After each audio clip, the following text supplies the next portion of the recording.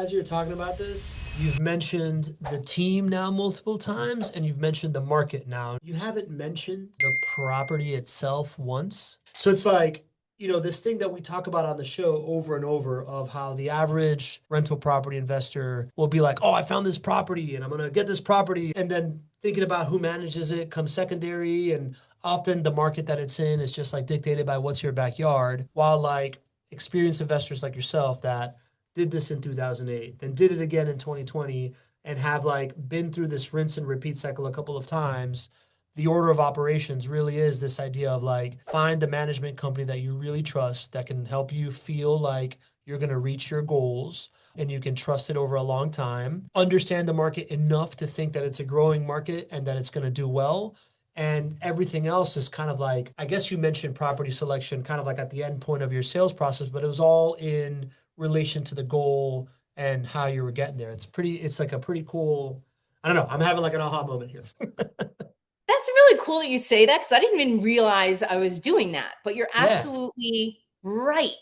And that's Yeah. what I was doing in 2020, right? Yeah. When I was like running around like, "Oh, you got to come see this property. You got to come see this property." But it's kind of like when you start the other way, right? You start with a company like JWB. It's like you're inverting it, right? You Mhm. have the company and then you can get all your assets underneath. It just makes it very very easy. You're not working bottom up, like here's one property, two property. It's kind of like, I don't know. Yeah, you got to trust who you're working with and then go from there because there's rental properties all over the country.